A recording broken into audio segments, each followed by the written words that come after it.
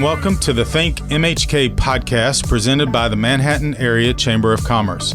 On this podcast, you will hear about a variety of local matters pertaining to the business community. You also hear from local business owners to hear their story and gain valuable business insights. Thanks for tuning in today. We have a special guest with us today. Our newest staff member at the Manhattan Area Chamber of Commerce, Mike Matson, who just started as our newest Director of External Affairs, which is a new position. And we were thrilled to get Mike to do that. We're going to talk a little bit about that and a little bit about his history, which is an interesting one as well. So welcome to the show, Mike. Thanks, Jason. I appreciate that. And welcome to the Chamber. Hi, thank you. So you started August 1st, right? So we're a little over a month into your tenure, and appreciate you coming on. Tell me your initial impressions of being a Chamber staff person. It is all good and positive. Clearly familiar with the Chamber of Commerce and the role that they play in our community. Having lived in Manhattan since 1998, I knew a lot of the people that are on the professional staff that are now my professional colleagues. So nothing but good things to say. Yeah. And of course, this is your second time at Astrocast Studios, and we appreciate you making time for us today. So let's go back a little bit and tell us a little about yourself and how'd you end up with us at the Chamber? Yeah. So I'm a lifelong Kansan. I was actually born here in Manhattan. My father was a K-Stater. He was going to K-State in the early 60s, getting a degree in agronomy. His hope and goal once upon graduation was to go back to the family farm in Rooks County, north of Hayes, and go into business with his father-in-law, my maternal grandfather, who wanted to set my dad up on the farm. And so Dad got the degree in agronomy here. My older sister and I were born here. When he graduated, we went back there, did that for a while.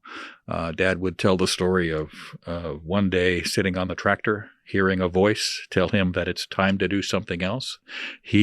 Was that your mom? That was. It's funny. I told that story once to when I worked at Farm Bureau. I told that story to a group of old, grizzled veteran farmers, and he said, a lot of us hear that voice. Not too many of us listen. My dad struggled with the debt involved with farming. He preferred economic security. He had had a difficult childhood, and so he was looking for security and financial security and everything that comes with that. So he and Mom had what they came to describe as the courageous conversation, made the decision to sell the farm, used the proceeds of that sale to finance a graduate degree in education at Fort Hays State. And my father became a school teacher, and he got a job teaching high school chemistry and physics in Wichita. So we moved from the farm in Rooks County to the city in Wichita in between third and fourth grade for me. So I've found as I've grown and evolved in Kansas that story is pretty typical from a lot of folks of my generation. There's a lot of people who have connections to rural Kansas, farming and ranching, and then also one foot in the city or the suburbs. And so that's my upbringing. Professionally, my career has been sort of three components. Journalism, which then kind of connected and morphed into politics and government, which then sort of evolved into advocacy. So my last job in broadcast journalism, I was covering politics and government for WIBW TV in Topeka and a statewide radio news network that aired on about 60 stations throughout the state. I always had an interest in politics and government. Having been that close to politicians and covering them in the State House, I got a sense of how things get done in the public sphere. I saw how their professional staffers worked and operated, and that had an interest. I had an interest in that. And so in 1993, Bill Graves, who at the time was Secretary of State, was planning to run for governor and was building out a campaign staff, and asked me if I'd be willing to walk away from a stable, steady paycheck in broadcast journalism from Stauffer Communications at WIBW for something as iffy as a political campaign. But it felt right. I connected with Graves. We were simpatico personally and politically, and I appreciated what he had to offer. And so I took a job managing his communications for his campaign. He was elected in 1994. Then I had the good fortune to serve as the governor's communications director on the senior staff and managed news media liaison, managed the policy and the political message of the governor's administration. And it was really good work. I thought when I was a journalist covering politics, I thought I knew a lot about how things got done. And then I actually get into politics and realize I didn't know that much at all. And things actually get done in a fashion that was different than I had thought. So I did that. I loved that work. That was a time in the 90s when it was considerably different than it is today politically and just economically. We were riding high economically in Kansas in the 1990s. There was a time in the first term that we couldn't give tax money back fast enough. The state was that flush. So it was a good time to be governor of Kansas and to work for a governor. In Kansas, governors can serve 2 terms. So in 1998, after Graves was reelected, those of us on the senior staff started looking for work. And it's like it happens often in professional careers. It's networking, it's right place, right time, and it's opportunities that arise. And at the time, a woman named Patty Clark, who worked for the Graves administration's Commerce Department doing agriculture marketing, had left that job and was managing the policy shop, the lobby shop at Kansas Farm Bureau. Patty happened to be a mentor of my wife, and so we were personal friends with her. And so she got me a job, or she opened the door for me to manage policy communications at Kansas Farm Bureau. And so I left Topeka, came over here. This is about the time my wife and I got married. I was living and working in Topeka. She was living and working over here in Manhattan. We had a decision to make as to where we were going to live, Topeka or Manhattan. That conversation lasted about 10 seconds, and we bought a house in Manhattan and have been here ever since 1998. So again, professionally managed communications for Kansas Farm Bureau, did that for about a dozen years, had the opportunity in 2012 to go to work for a friend of mine, Ed O'Malley, who at the time was CEO of the Kansas Leadership Center, which is a system based in Wichita, which is derived from the Kansas Health Foundation. And it's a system that is philanthropically driven, and it is designed to help enhance capacity of individuals, teams, people working on whatever agenda they're dealing with. Great work. Did that for about 5 years. Had a chance to come back to Farm Bureau in another capacity, managing their foundation and strategic planning. So I'm back in Manhattan. Actually, we'd never left. I mostly did the Wichita work remotely.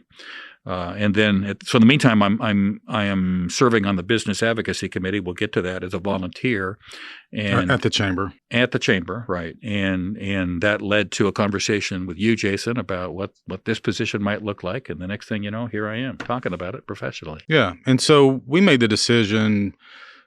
It really initially probably the beginning of this year. So as we rebuilt after COVID, we had to lay off and not replace more, I think is more accurate, several employees, because anything involving events and conferences, just wasn't any of that going on. And so we were really slow to come back because there was so much uncertainty in, are we out of this pandemic? Are we not out of this pandemic? And of course, our Convention Visitors Bureau budget was just slashed in half one year because they're paid by hotel motel taxes. And so we were real thoughtful about how we came back. And one of the areas that, as I observed in my 3+ years at the chamber, that I felt like we could be better at is our policy and how we initiate with policy, how we engage with our policymakers. And so we had decided to create this job. And I had a few people in my mind that I thought would be perfect for it. You weren't one, because at the time first of all, I thought, well, this is below his standards, but you had just accepted another position and seemed happy doing that. And you were a volunteer and you were chairing our committee. But as we went through the process, and I was talking to several people, and it's really hard. What I've discovered, it's really hard sometimes to get people to take a new job. So like a job that has been created makes people a little nervous. And so I was bemoaning this process to you one day, and you said, well, what about me? And I said, Mike, and so I am glad you brought that up, and I'm glad we're able to work something out. And I've gotten more positive feedback on this hire than probably any other one I've ever made, period. Not just in Manhattan, but any community. And I think it's that people recognize, yes, this is where we want to be more engaged as an organization. And yes, Mike is the perfect guy. And I think that right away when you came in and sort of the first thing, and in fact, before you started, I sent you an email with a link to some of the issues that are going on at City Hall with Parks and Rec. And I said, here's your first assignment. And within your first week, you were emceeing, or that's not the correct word. What's facilitating the community forum. And so I think we did make the right decision on that. And the other thing that I always like to say is, you and I share one thing in common, is that we both are journalism, started our careers in journalism. And I've always said I love to hire journalists because they are the best at understanding. You use this term, and I've used this term a lot in my career, a mile wide, inch deep, right? A little bit of understanding of a lot of things, but then also the ability to communicate those issues to people in a way where they can understand that process. And so historically, I've found that journalists do this job, Chamber, Economic Development, Convention Visitors Bureau, really well. I've found some similar findings, right? The way I learn is by asking questions, right? And that'll drive my wife crazy sometimes, and she'll say, "Get out of journalism mode," right? I'm done answering your questions, but that's the way that I learn, right? And I also learn by repetition. And so I will often find ways to ask the same question a different way, right? So that helps me to catch on to that. So those skills that I learned as a journalist have served me well throughout my entire career. And you nailed it with respect to this job, right? This job's all about relationships, and it's all about building relationships, nurturing those relationships, so that at the end of that process, it is a feeling of mutual respect and trust. And that only happens through getting to know each other. And so we call it Director of External Affairs, and that's something that we found as we investigated other chambers, that they named this position, and I thought that was a good explanation. But in theory, it's a government relations job. And so talk about, other than the journalism part of that, talk about your experience and how that you think that's going to help you in this role. Yeah, and let me start by saying, when you and I first had this conversation, I'd seen enough about how chambers operate to understand exactly what this job was. And I was thrilled to see that the Manhattan Area Chamber of Commerce was thinking about a position like this, because it's not unique in the chamber world. The Lawrence Chamber has a position such as this. The Topeka Chamber has a position. Clearly, the Wichita Chamber does. And so I think it just, the notion, the fact that the Manhattan Area Chamber of Commerce has added this position, take me out of it, right? Added this position to their stock of their repertoire of human resources, I think speaks highly for the membership and helps them understand that this organization is serious about this kind of work. And there's a lot of things that happen within government that will have an impact. A lot of it visible, a lot of it not so visible on members. And so I'm thrilled to have that opportunity. So when you think about how that work gets done, I touched on this briefly just a bit ago, right? It's all about building relationships with people. I mean, if it's a government liaison, that means that the chamber will involve itself with the federal government, the president and his administration, Congress and all the things that they do, the state government, the governor and his or her administration, and all the executive branch agencies, the legislature. And then you get to local government, and it gets really, really complex really quick. You've got the Riley County Commission, you've got the Pott County Commission, you have the Manhattan City Commission.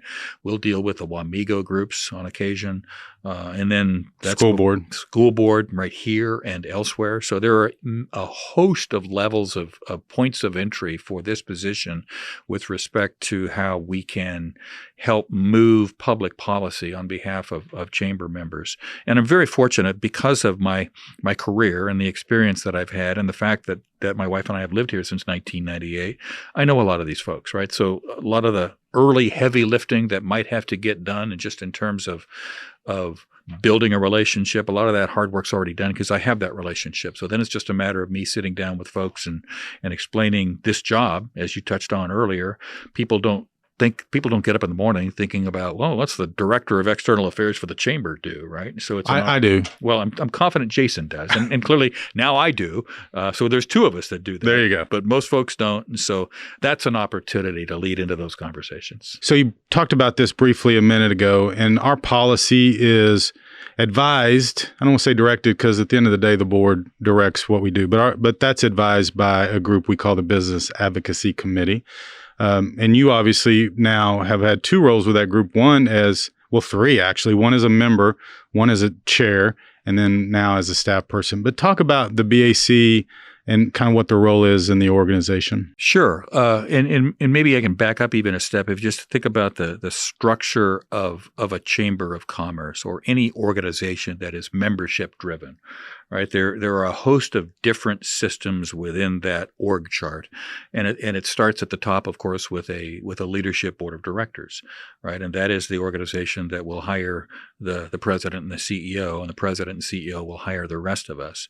But the work is informed by a host of volunteer committees, right? There'll be a membership committee, there'll be a business advocacy committee, you'll have an economic development committee, and a host of others. And that's just the way chamber systems work. And I had a lot of experience with that sort of structure from my years at Farm Bureau, because it's the exact same way that it works in a nonprofit family farmer rancher advocacy organization. There are a host of membership-driven committees which then feed up. And the idea is that it gives ownership to the members, right? It gives the members an opportunity to serve. They have experience based on what they do every day, right? In terms of their businesses that can be brought to bear. And so that's the structure of those. The Business Advocacy Committee here within the chamber used to be called the Public Affairs Committee years ago. I can remember. In fact, I think my wife served on it when she was early in her career. But it evolved to the point where the volunteers realized it was time for an update. And so it was streamlined, and it was brought on more individuals that have a wide range of business experience. And I think this was 6 or 7 years ago. And I was asked at that time by a couple of other volunteer members, Lisa Sisley and Lucy Williams, if I would be willing to serve. And I was delighted to have the opportunity, flattered to be asked, and so I served. And then it came, Lisa was chair, her term ran out, Lucy was chair, her term ran out, and I didn't dive under the table fast enough when it came time to select another chair. So I was chairing that committee at the time. The group, in essence, works with the professional staff to help inform the public policy direction of the organization. Again, the people on that committee have a wide range of experience and know-how, and they'll have, one might be fluent on military affairs with the federal government.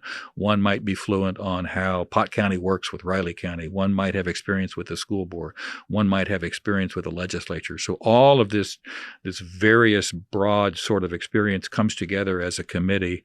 We then, as the staff, provide our thoughts and experience and our best ideas related to that. It's a consensus-driven deal, right? And so at the end of the day, we will land on an idea or a policy direction that will then get forwarded to the board of directors. They'll have a deep and meaningful conversation about what that needs to look like, and then we go advocate for it. Yeah. And so somebody who's not familiar with the chamber might wonder why the chamber is concerned with policy. And I think the easy answer is, well, look how many of our jobs in Manhattan are public sector jobs, whether it's federal through Fort Riley, MBAF, USDA, state through Kansas State, other entities. It is so important to our economy that we are engaged at the state and federal level, but then locally, and to some degree the state and federal level as well. But a lot of what we do in economic development and how we grow this community, which kind of is our core mission, starts with policy and good policy, and so that has to be in place for us to be able to add jobs, add people, and have those individuals make more money and keep the quality of life in Manhattan the way we want it. And an example of that I think has come forward that I hope people recognize, the challenges that we have right now at city government with the budget and some of the issues right now with Parks and Rec and other cuts that the city is having to consider. is caused because we've had no growth in this community over the last 5, 6, 7 years. Now we're turning that around a little bit, and hopefully we'll see those numbers improve. But you had what I would call a stagnation period, where you had some decreases of Fort Riley personnel, you had decreases in Kansas State students, decreases in Kansas State staffing, and those impact tax receipts that our government collects to run their operations. And you can't see the cost of everything go up on an annual basis and your revenues stay flat without doing one of two things. You have to cut or you have to raise taxes. Neither one of those things are very exciting for us. And so what can we do to engage and be part of that process and hopefully avoid these things going forward? Yeah, that's a great point, right? And I'm confident there's a lot of people that live in Manhattan that don't get up in the morning thinking about that stuff, right? And so that's our job. And so if you think about and you touched on it, if you think about Manhattan as a community, we take for granted this notion that we are economically stable, right? In the 2008 recession, I remember in this community there was a lot of community conversation about, well, we're recession proof, and we kind of were. And the reason was we had stability because of the government money that was coming into this community. If you think about Fort Riley back at that time, and if you think about expanding enrollments at K-State, and clearly both of those will lead to expanding enrollment in 383. Those were the three big employers and remain the three big employers in Manhattan.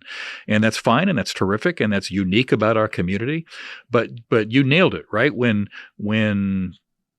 economic declines occur and when we don't have the numbers that we used to have at Fort Riley, and when enrollment at K-State is going in the wrong direction, that will lead to smaller numbers at 383, and it starts to get impacted. And you nailed it. The Parks and Rec thing is a classic example of what that looks like.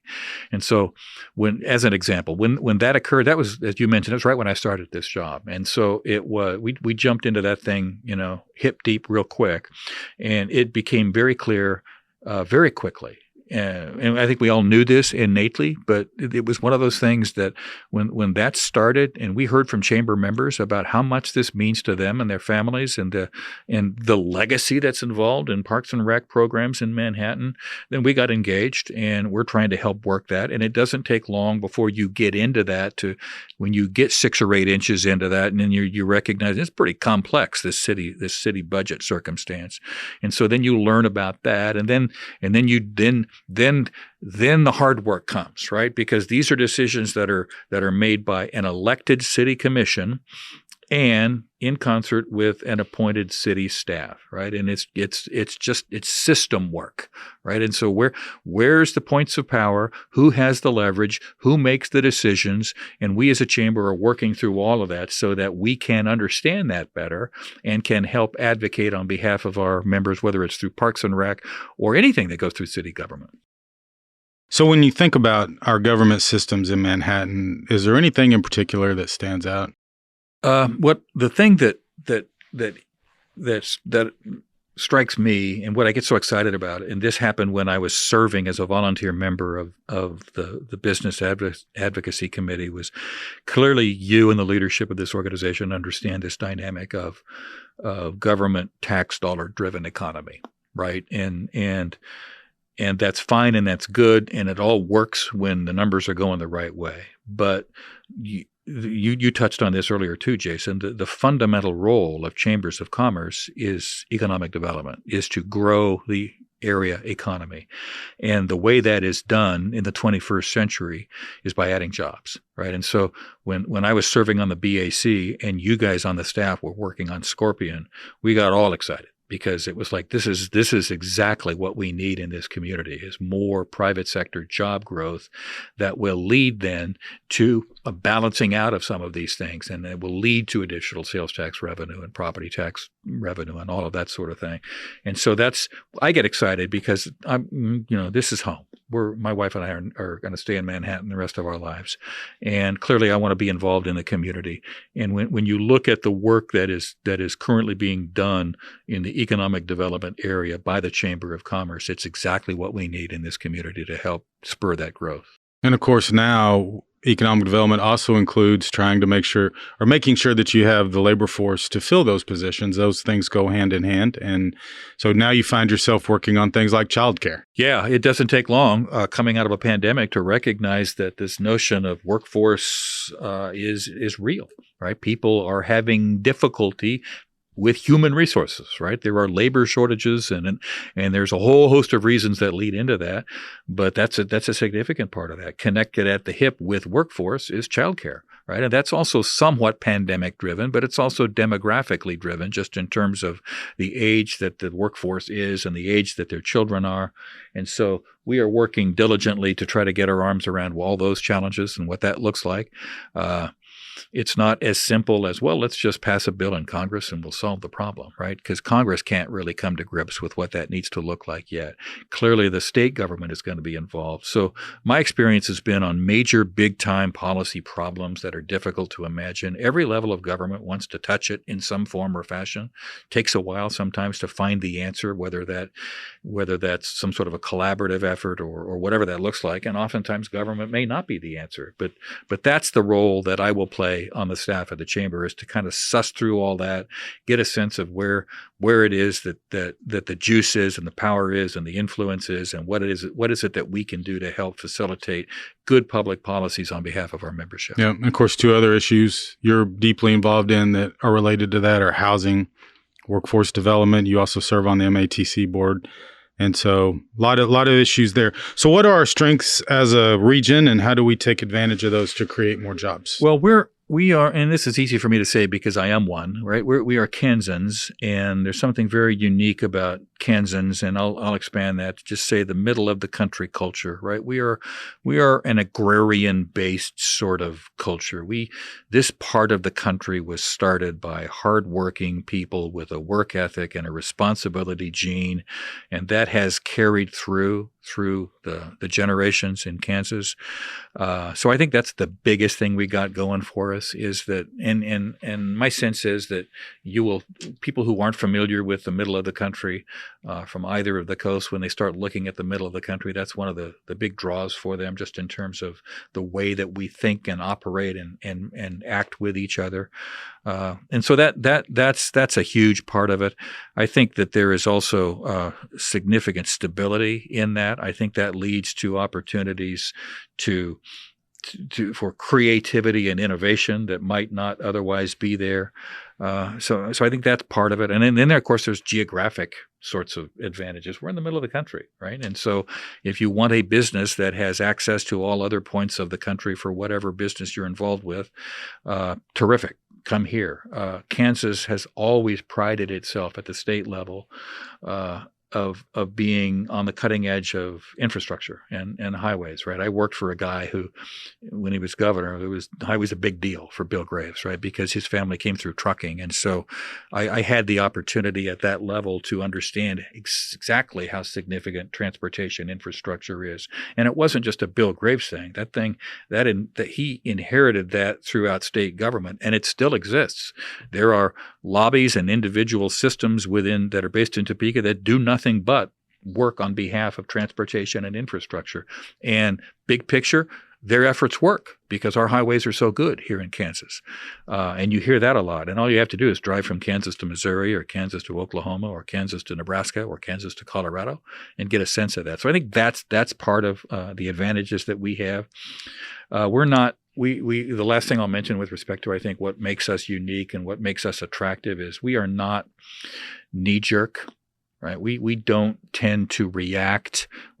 Kansans, I think, by nature are careful, thoughtful, critical thinkers, right? These are individuals who take a look at, all right, here's the opportunity, but what's that going to mean for step 2, step 3, step 4, and step 5, right? And that is a huge component of not only economic development work, but public policy work too, right? If you can find individuals who can think about a problem all the way through to its end, then you'll come up with a better solution. And we've done that here. I mean, if you look at NBAF and if you look at all the things that we've done, all of those things have involved that structure and process that has led us to a good outcome. As someone who's lived in Manhattan for a long time, or been around Kansas for a long time, what's different about Manhattan today compared to when you moved here? people don't like it when I say this, but you can make a case that we are kind of becoming Lawrence Jr., right? And that's just driven by demographics. There are younger people here today. I like to say that you can go to Aggieville today and sit between a kid in cowboy boots and a mesh ball cap and a kid with gauged ears and tattoos. Right. And that's just reflective of where we are as a society. Right. The cultures are changing such that we remain and will always be sort of an agrarian land grant community. But populations are changing, right? And all you have to do is look at election results. All you have to do is look at where people are living. All you have to do is get a sense of the demographics of the community to understand that we are in a period of change in Manhattan. And that is hard for some people, right? There's a lot of people who get used to the way things are and get used to a certain modus operandi of getting things done, and it's hard to change. And so when you have, and we see that at the chamber all the time, right? The DEI conversation is a great example of that. The diversity, equity, and inclusion is the kind of a thing that we need as a chamber to be involved with. And so we took the lead on that. We follow the lead of our chair, Summer Ott-Dirks, who think this is very important. But those are hard conversations, right? It's not the kind of a thing where you sit down in a room and all of a sudden you got an answer 30 minutes later. It takes a while. But that's the advantage of systems like the chamber that allow us then to tackle issues like that are prevalent in the community, right? We ignore them at our peril because we need to be reflective of the entire community. So that's what I see with respect to Manhattan. I'm not afraid of that change. I think that's just natural evolution.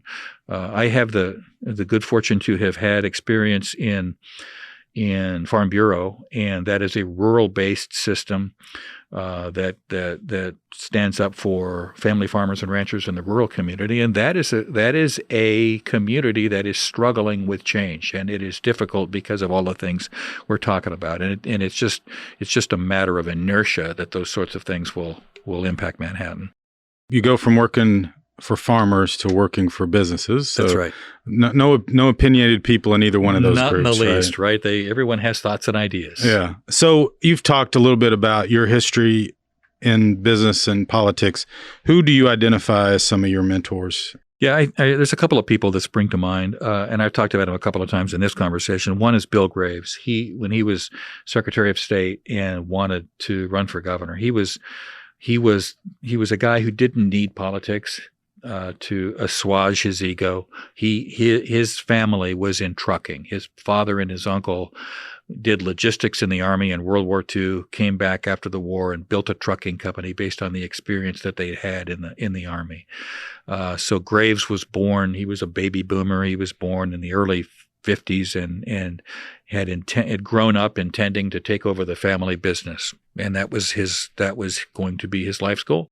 So he had an undergraduate degree at the hometown school at Kansas Wesleyan in Salina, and he was working on a graduate degree in business, an MBA at KU in the late 70s. And he would tell the story of he got a call from his father, and he said, "Son, I've got some good news and I've got some bad news. The good news is you're set for life.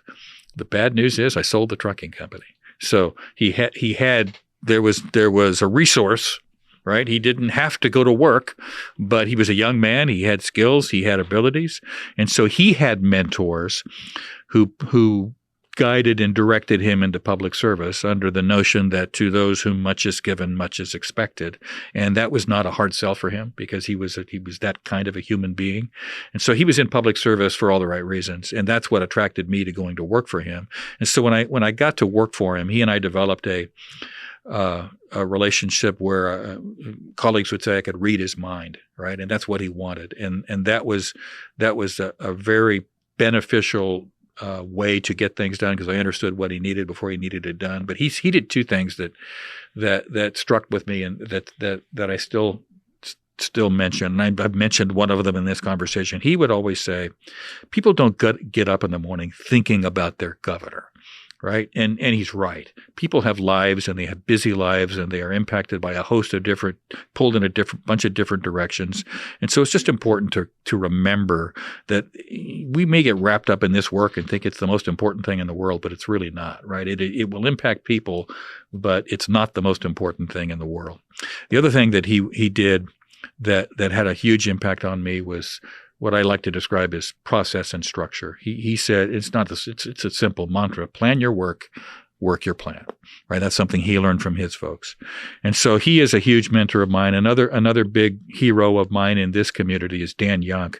Dan was superintendent of schools, and then he left to become CEO of Kansas Farm Bureau. And so he was CEO of Farm Bureau when I was out there. And Dan, he was top of the flow chart. I was next level down with some colleagues, and I described Dan as the quintessential manager of managers. He understood how to take that next level down, to give them the freedom that they needed to have to get good things done.